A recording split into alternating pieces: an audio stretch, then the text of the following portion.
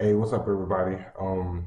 My name is Thunderwolf, and this is going to be my first review. And I'm going to be talking about Monday Night Raw tonight. I'm going to be talking about wrestling a lot. I'm going to be talking about gaming a lot. I'm going to be talking about a lot of music, um, and not just the same genre of music. I'm talking about a lot of different type of music, like um, anything from. I'm talking about anything from rap, rock, country, dance, techno, country. I always say country, rap. I always say rap. Whatever, all kind of music.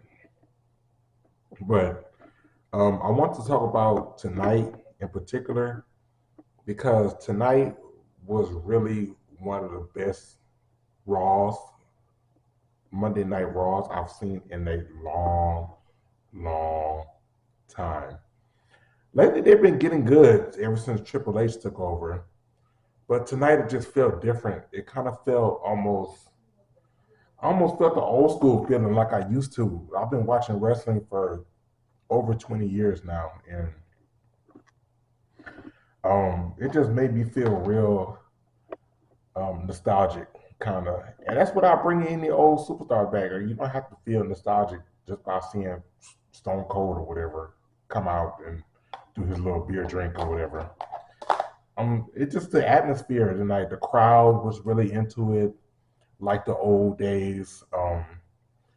The really it really had a lot of subtle nuances like they used to have back in the WWF days. Like that's what one of the things Vince was really good at when he was controlling the company. It's like the little nuances and like the little subtleties, and um, it was more. They used to call wrestling a soap opera for men. It was that dramatic. It was that raw. But tonight it really felt that way. I really felt the effort that these superstars were putting in. I really felt the change in writing. Um, and I want to show this video in particular. My first review, I want to show, and it involves a lot of men. It involves Seth Rollins, Austin Theory, uh, The Miz, Rick Boogs, Elias. Um, so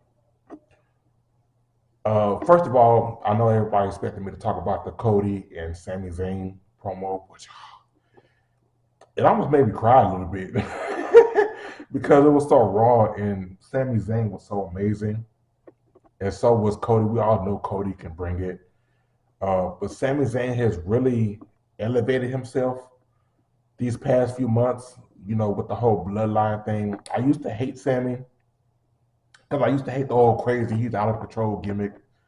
It was annoying. Um, I kind of hated it. I kind of hated him. I don't know if he was just that good because he was a heel, and I just was always annoyed by Sami Zayn. I hated when he came out. Like generally hated him. It wasn't like you see a heel, but you like to hate him because you love that heel. I really genuinely hated Sami Zayn. Um, that might be a testament of how good he was as a heel. Who knows? Because he's really good as a face. I've been seeing him. Uh, and it's not even he's not even a face. He's like supposed to be a heel, but he was so good at what he does, he became a face because he was on the heel side. Messing with Roman Reigns and the Bloodline. You're automatically heel because they're a heel faction. So, but it just like I don't know what it was, but it's something that clicked in me with Sami Zayn when he joined the Bloodline. His promos were amazing. His delivery is amazing. He's goofy. He knows how to make you laugh. He can make a character a great character. He's so good. Um, he just it just really everything changed. He just changed my mind completely. He's really elevated himself, and I would love to see him actually main event WrestleMania and go against Cody after he takes the title off of Roman Reigns. That'd be so cool if he takes the title off Roman Reigns like cause we know like during the promo, um, I know I said I was gonna talk about it later, but here I am talking about it. But during the promo, he talks about everybody that's fought Roman Reigns. Roman Reigns smashed them. They've been bigger, stronger, and tougher than Sami Zayn, and Roman Reigns defeated every last one of them. They were like, what makes you think that Sami Zayn, of all people, can take the title away from him? And maybe not. Maybe Sami Zayn can't beat Roman Reigns one-on-one. But if they do it that way, if he does beat Roman Reigns, that'd be amazing because you'll never see it coming. And why not? That'd be perfect storyline like the Ultimate Underdog. We love Ultimate Underdog stories. But that'd be also a cool way if they can do it like maybe KO comes out because KO has been missing the whole time. And we don't need to see KO this whole time. Like KO needs to be MIA. He's out. He needs to be gone. Oh, My Hero Academia. Yeah, My Hero Academia. Represent. But yeah, KO needs to be out. We don't need to hear nothing from no updates, no news, no nothing. He needs to be ghost until WrestleMania. I mean, until Elimination Chamber. Um, if they do it this way, if they do it this way, until Elimination Chamber, then Sammy's getting beat down. He's getting beat down. Roman's smashing him like he always does, and the bloodline comes out and blah blah blah. Then all of a sudden, we see KO comes out, and then we see Brother Oos turn and beat down Roman Reigns and beat down his brother, or even if the brother like changes his mind and joins up with Sami Zayn and KO, and just the bloodline collapses, and they beat up Solo and Roman, and they end up getting the titles on Sami Zayn that way. That'd be awesome. But if not, they could do something like that maybe for WrestleMania. Everybody keep talking about The Rock, but we don't need to see The Rock. The Rock doesn't want to wrestle. I mean, The Rock is happy where he's at. People forget that The Rock has said multiple times that he's happy where he's at. Hell, if I had a choice, I would much rather do movies and shows than sacrifice my body day in and day out and wrestle. I mean, yeah, you love it. You love it while you're doing it. But after a while, after you get a certain age and those folks, the first bones start to pop and crack, and your knees start cracking when you stand up, you want to find another career option. So I totally disagree with The Rock coming out. Much as I love The Rock or Dwayne or whatever you want to call him these days. As much as I love The Rock and I'm a huge fan of his, and he can come for an appearance or something like that, but to be involved in the Roman Reigns storyline, it doesn't fit at all. And even if he does come out, like, what you gonna do? Whoop his ass? Because he's not gonna be champion. The Rock is definitely not gonna do a championship run. You're not gonna see that no time soon, if ever. So, well, that's what I'm saying. It doesn't make sense for The Rock to come out unless he comes out in the Elimination Chamber and helps Sami Zayn win. Then that'd be something to see. Like, comes out and rock bottoms Roman Reigns. I'm the real tribal chief. I'm the real tribal chief. You forgetting all of you forgetting the house I built.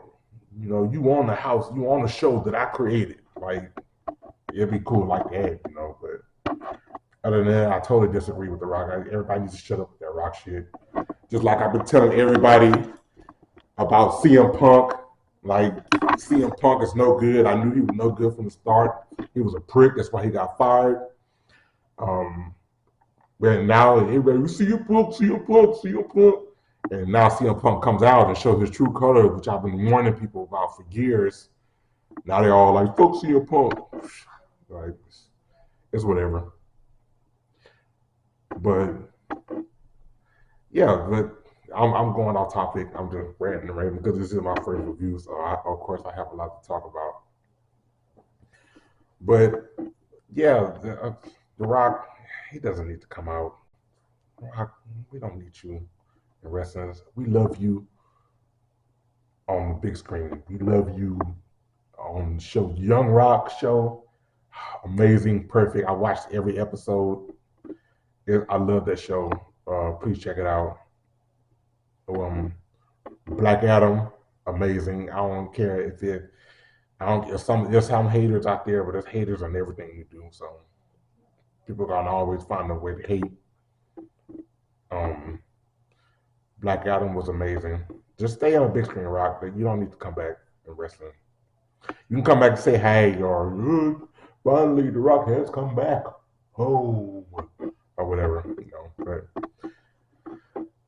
yeah, so stay tuned. You're gonna have more reviews from me. But what I want to show y'all a couple of clips right quick. I'm gonna show y'all the video where the whole Miz TV segment where the little beatdown happened, and I'm gonna show you a still shot of Rick Boogs and Elias talking backstage, and I want to show you all the little subtleties of what happens about the Hurt Business. Bring back the Hurt Business. I want to show y'all that, and I want to show y'all how Miz is quickly becoming seller of the month or seller of the year. I'm gonna make a category of seller of the month or seller of the year, like for the best sales, because a lot of people, like especially in AEW, um, it's a lot of flipping and too many spots, and not enough selling.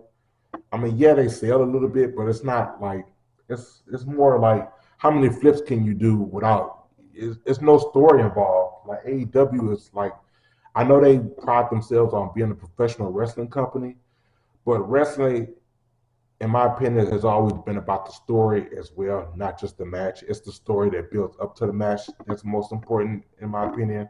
Because you can just have a random match, which they do. Like they start off the show with just a random match. Like what the fuck?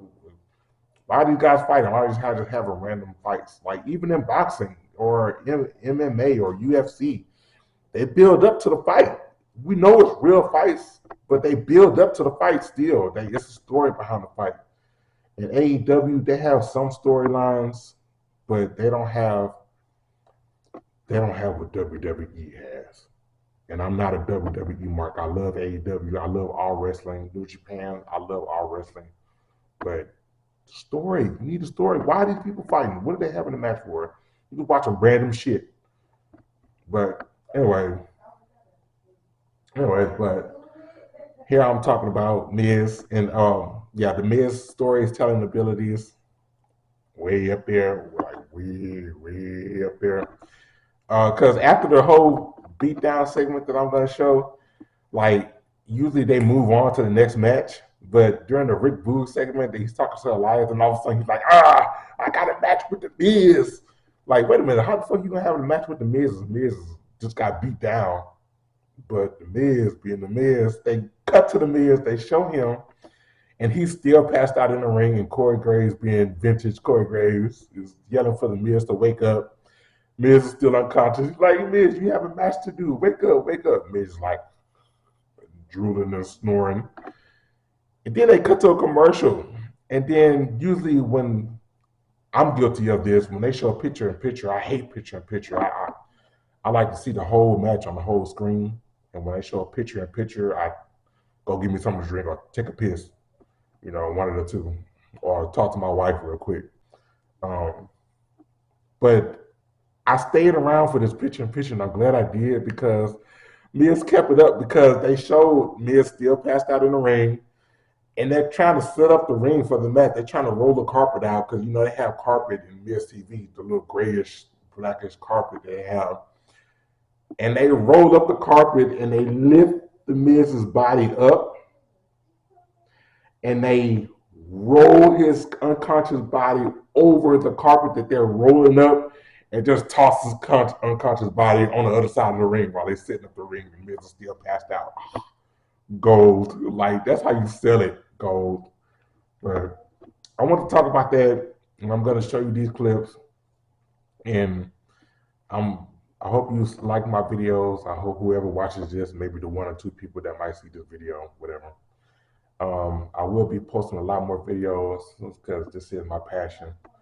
and I love to talk. I love to review things, and I'm going to be showing a lot of gaming videos. I game a lot. I'm also going to be talking about a lot of music and a lot of movies. I'm a movie buff. I hope to create my own movies one day. Um, I'm going to be going to school soon for digital cinematography. So wish me luck on that. Um, but yeah, so check out this review, and I'm going to talk about it. And please like and subscribe. Donate to my Cash App if you want. Check out my other socials, my TikTok and my Twitch. I do stream live on Twitch. Um, yeah, but thank you, and check this out.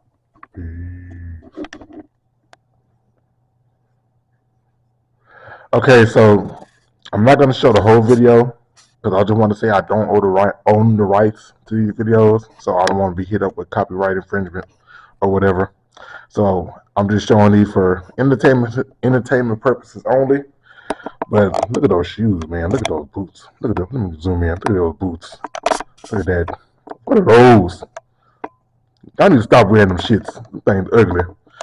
But anyway, this is the first part I'm talking about with the Miz, how he gets stomped by Rollins in those Mario boots. Stop Thomas! Hang on a second.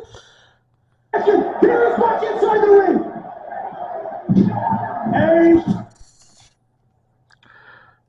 Okay, so after the whole Miz, Rollins, and Theory beatdown segment, we have this segment with Rick Brooks and Elias talking. We had that segment, and that's after the whole beatdown. But I just want to show this right quick. Let me zoom in. Look at this. Look at that. This is like the second or third week in a row. Now they're being very subtle with this. They haven't spoken on it. I mean, they spoke on it a while ago when they were talking about when they had that segment with MVP and Bobby Lashley, and they was hinting at a Hurt Business reunion. But lately, they've been very subtle with it. They've been showing these little segments with MVP, Cedric, and Shelton talking in the background. They have no dialogue, no monologue with it. They just keep showing them in the background like they having these secret meetings. So I'm thinking that they're hinting at a Hurt Business reunion. Hopefully, Bobby Lashley comes on board with it. But lately, you've been seeing him act more like he was in the Hurt Business. Like he's having that swagger back and those sunglasses and those suits back.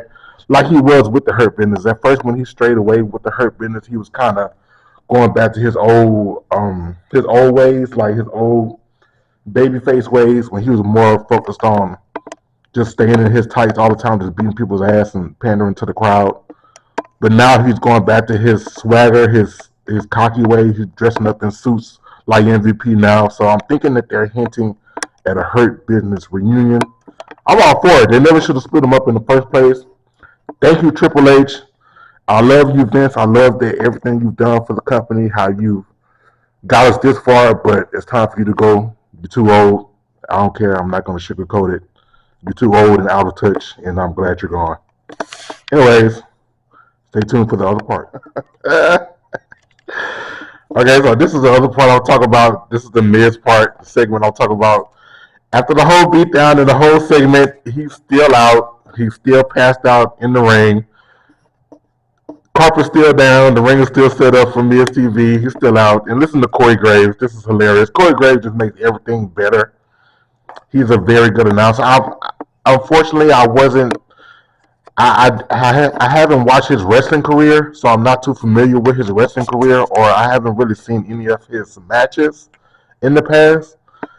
And I believe that he's not wrestling anymore because he had an injury. I don't know if it was to his neck or anything. I'm gonna look that up. But I've gotten to know Corey Graves as an announcer and as a human. I never knew him as a wrestler, but I've gotten to know Corey Graves in other ways over the years. And I'm very happy that he's a part of this company, and I hope he stays around a lot longer. He's an amazing announcer. He brings a lot of entertainment to the, like, even in boring segments, he makes it better. He's good at when wrestlers botch, he knows how to cover it up, or he talks shit about them. He will, but he just makes everything better. So watch this segment. It's awesome. Miz sells it perfectly. Miz has been in the business as long as he has for a reason, and he's going to be a future Hall of Famer in my opinion. I don't care what nobody says, and I'm sticking to my guns because just look how amazing this dude is. Like, look at this, how he sells this. Nobody's ever done this. Just check it out. Miz has got to wake up. I mean, we need the Miz to recover, like, immediately. Mike, Miz, we're a couple of minutes away, Miz. Rhodes is coming. Wake up. You got a match. So by now, Triple H is in the back like, yes, Miz, yes, that's how you sell it, brother. That's how you sell it. Miz is like, hold my beer. Let me sell this even more. Watch this. Like during picture in picture, this happened during picture in picture, so you have to watch it. You have to pay attention. A lot of people might miss this moment because it was during picture in picture, and a lot of people go do whatever they need to do during the commercial break. They don't watch picture in picture. But if you walked away from this golden segment and you missed out, check this out. They roll Miz's body over the carpet as they try to set up the ring for the match. Like Miz is still out, and they just rolling his unconscious body across the carpet as they set up the ring around his unconscious body. It's hilarious. Check it out. Am I anxious about being back? Does it seem like I am? I'm glad we. He's out, like they just left his body in there. They're like, oh, get out the way, Miz. Let me move this carpet. Let's go ahead and set up the ring. Miz is like, huh? Where am I? Maurice? Do I still have huge balls?